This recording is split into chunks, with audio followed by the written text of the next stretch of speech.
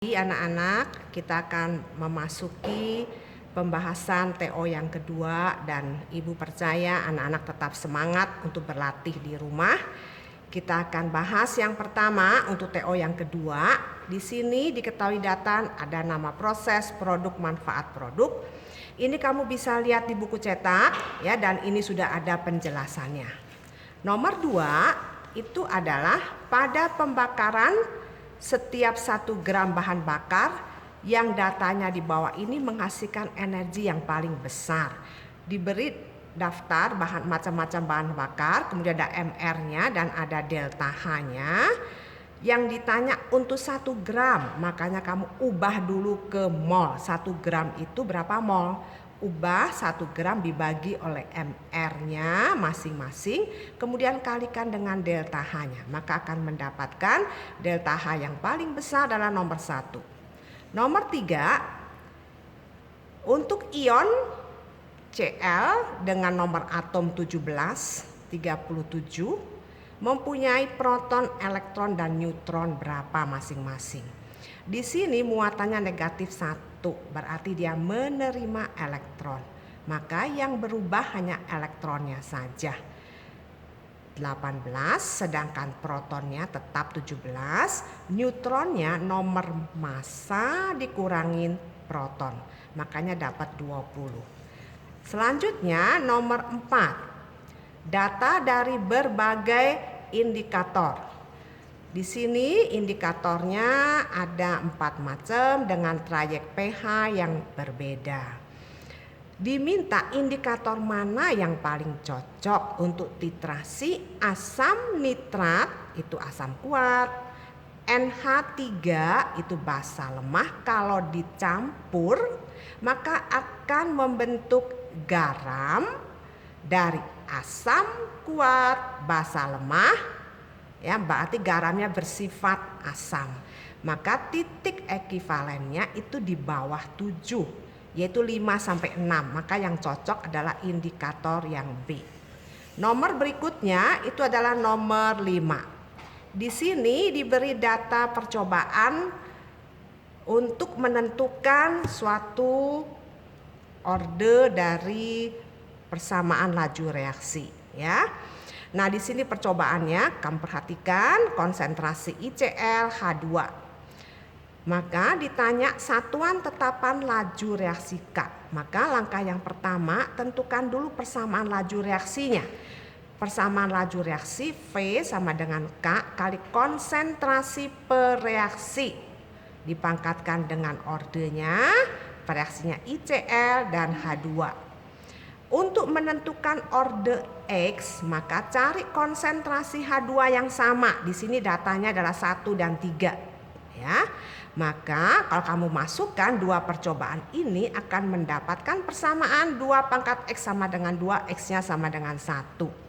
Untuk mencari orde Y, maka carilah data percobaan di konsentrasi ICl yang sama, yaitu di percobaan 1 dan 2. Maka akan menemukan Y-nya sama dengan 2. Dari sini kita akan tahu bahwa persamaan laju reaksinya V sama dengan K kali konsentrasi ICl, konsentrasi H2 pangkat 2. Berarti ini adalah orde 3.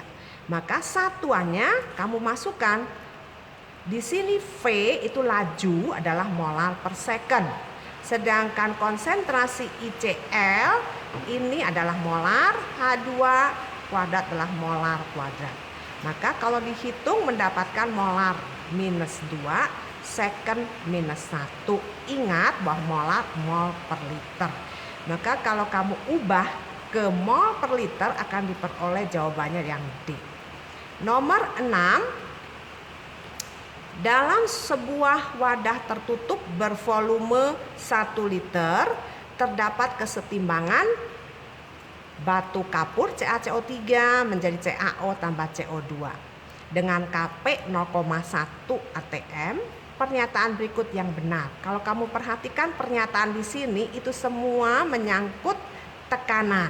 Jadi ingat, dalam kesetimbangan kalau tekanan diperbesar maka kesetimbangan akan bergeser ke arah jumlah mol koefisien yang kecil.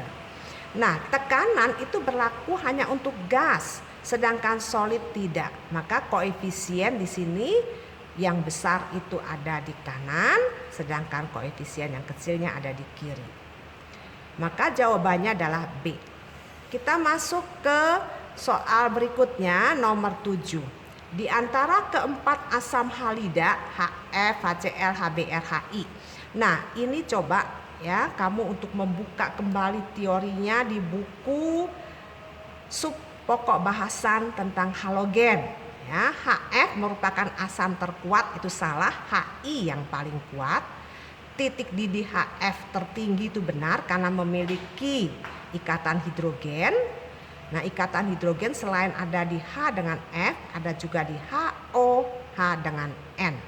HI merupakan reduktor terlemah, ini salah, yaitu harusnya reduktor terkuat. Nah, HF dan HCl saja yang bisa dibuat dari padatan garam dan asam sulfat pekat, itu benar. Sedangkan HBr dan HI tidak bisa karena dia merupakan reduktor kuat. Nomor 8. Fase terdispersi, medium pendispersi, dan contoh untuk aerosol padat. Nah, ini juga coba kamu pelajari kembali untuk pokok bahasan koloid dalam klasifikasi untuk koloid. Ini sudah jelas, yang benar ada jawabannya adalah E. Masuk ke nomor berikutnya, nomor 9. Arus listrik yang sama dalam waktu yang sama dialirkan ke dalam larutan CuCl2 dan ke dalam larutan M klorida. Dihasilkan 0,635 gram Cu, 0,346 gram logam M. Tentukan tingkat oksidasi ion M. Maka di sini menggunakan hukum Faraday yang kedua ya, massa Cu berbanding massa M sama dengan berat ekivalen Cu berbanding dengan berat ekivalen M. Ya, berat ekivalen di sini adalah AR dibagi dengan biloxnya.